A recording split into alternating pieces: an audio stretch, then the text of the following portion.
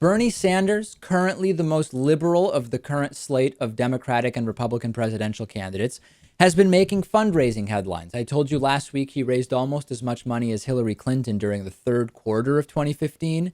Hillary raising around $28 million and Bernie Sanders raising somewhere between 25 and 26 million, in spite of having fewer fundraising events and raising less money from big donors when compared to Hillary Clinton. As the Republicans are now releasing their third quarter fundraising data, we've got some more interesting information. Bernie Sanders appears to have raised more money during the third quarter than every single Republican presidential candidate during the same amount of time. Not every candidate has released their full fundraising bounty, I guess we will call it. The one who seems to be the closest is Ben Carson, who raised $20 million compared to Bernie Sanders' $26 million. Jeb Bush raising around $11 million. Let's not forget, though, part of the reason the numbers look like this is that the donation dollars on the Republican side are being divided amongst many more candidates right now than on the Democratic side. So that may well be a factor. At the same time, it's quite fascinating that Bernie Sanders has been able to outdo every Republican candidate.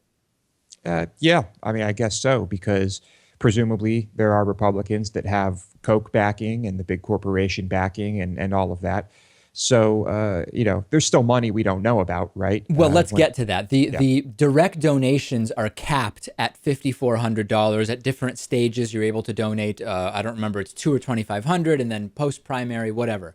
The huge money, the unlimited money, is money donated to super PACs, and that does seem to be giving Republicans a big edge. For example, Jeb Bush's super PAC raised over $100 million in the first half of 2015, 9 times what Jeb Bush's campaign raised during that amount of time.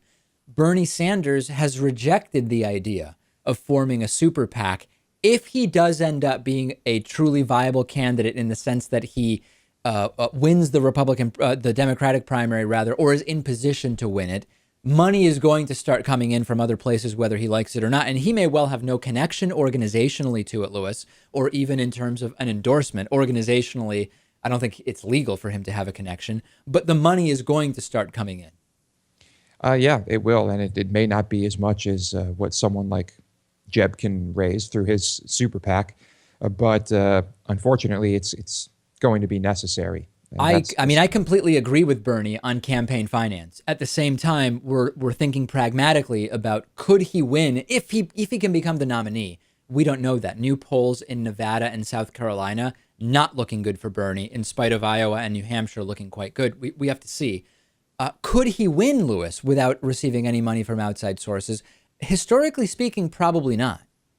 Yeah, I guess it comes down to how polarized our voters in the election, right? I mean, if his money is not going to be able to sway Republicans, people who identify as Republicans or independents anyway, then it might not matter. But what's the deal with independents? Yeah, that's also a question. Many of the state polls, speaking of independents, have many undecided voters so far in the primary polling that is going on so far.